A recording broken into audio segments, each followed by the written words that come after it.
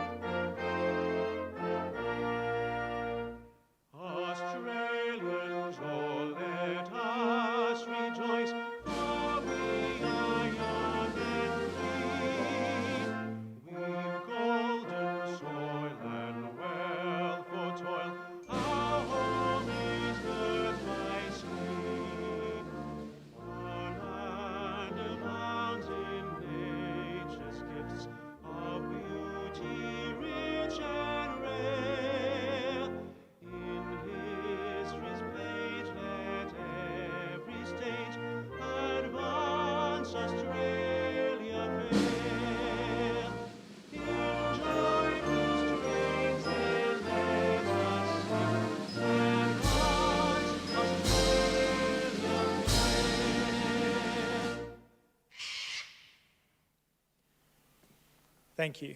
Students, you may be seated.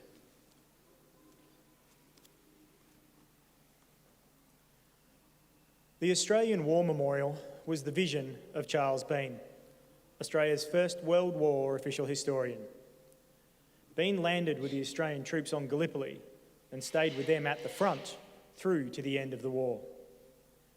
The idea of this national memorial and museum came to him at Pozières, France, in the depths of the bloody fighting of 1916. Bean's idea was that this would be a place where families and friends could mourn loved ones buried in faraway lands. It would also be a place that could help all Australians understand what these men and women had endured and what they had done for us. Bean's vision, to which we remain true, is best expressed as inscribed in the entrance to the memorial's galleries. Here is their spirit, in the heart of the land they loved, and here we guard the record which they themselves made. Tonight, we will read the story behind just one of those on the Roll of Honour, which lists the names of more than 102,000 men and women who have given their lives for us in war and operations for more than a century. But first, we present a lament, Flowers of the Forest. Wreaths or floral tributes will now be laid at the base of the Pool of Reflection.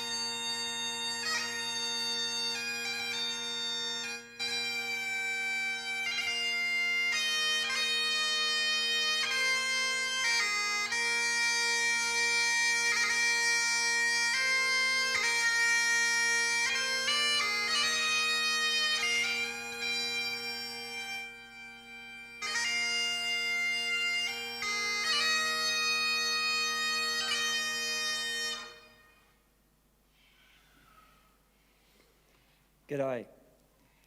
Today we remember and pay tribute to Lieutenant Thomas George Taylor.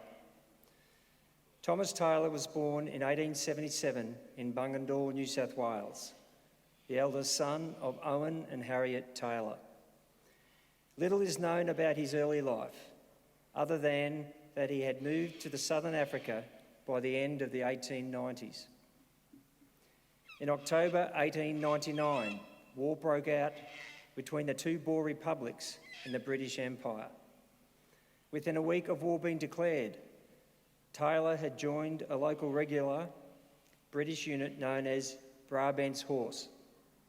He served with this unit for almost a year, fighting Boer forces in the northeastern Cape Colony. In September, his time with the unit ended, and it appears that Taylor went back to Australia for a brief period. He soon chose to return to South Africa, this time with the 2nd New South Wales Mounted Rifles. In this unit, he was promoted to the rank of sergeant. For his good work with the unit, he was presented with a pipe from Queen Alexandra, the wife of the new British King, Edward VII. Taylor also served with the 3rd New South Wales Imperial Bushmen, in which unit he was commissioned as a lieutenant. At the outbreak of the First World War, Taylor was living with his wife Emma Jane in Indooroopilly, Queensland, and working on a farm.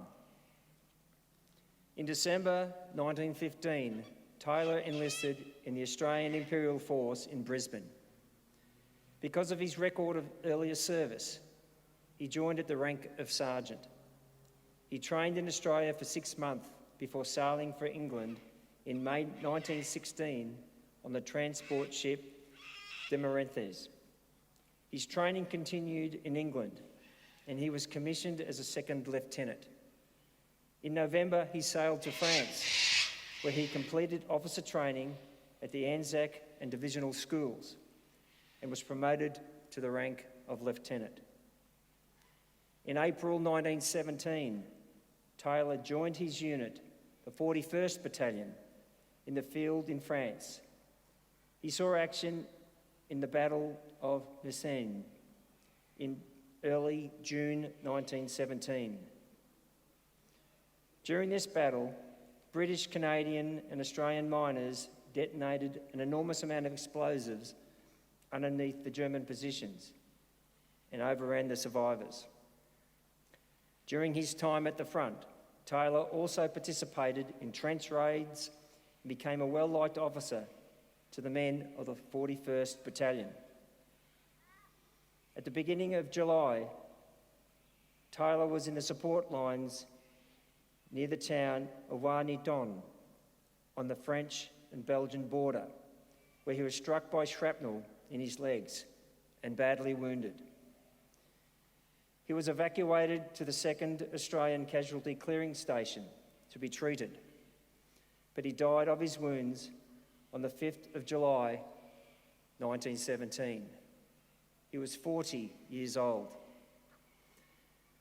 Thomas Taylor is buried at Trois-Nebraux Cemetery in northern France, with more than 1,700 Commonwealth soldiers from the First World War. His grieving widow had the following epitaph inscribed on his headstone: "In loving memory of my dear husband, a duty nobly done."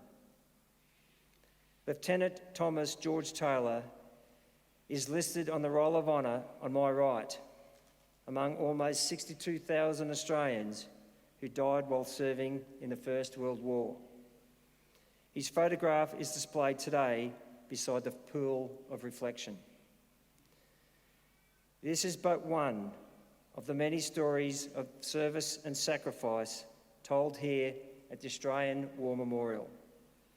We now remember Lieutenant Thomas George Taylor, who gave his life for us, for our freedoms, and in the hope of a better world.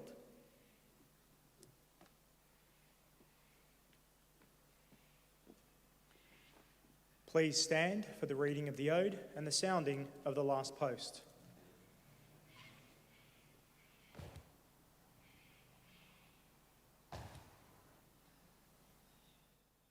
They shall grow not old, as we that are left grow old. Age shall not weary them, nor the years condemn.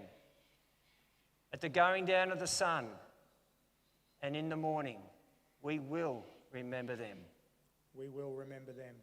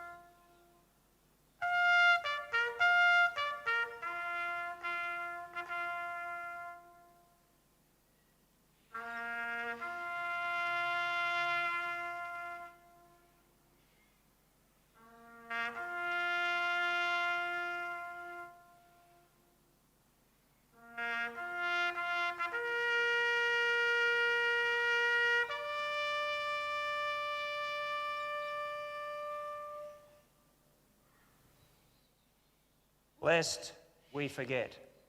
Lest we forget.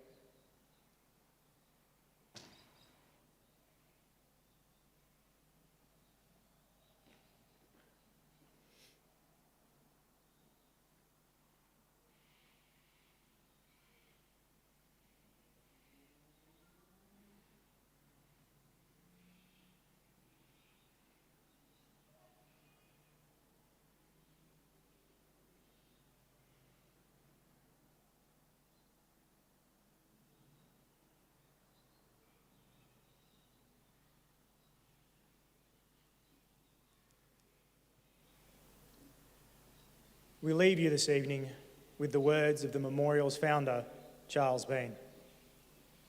Many a man lying out there at Pozières or in the low scrub at Gallipoli with his poor, tired senses barely working through the fever of his brain has thought in his last moments, well, it's over.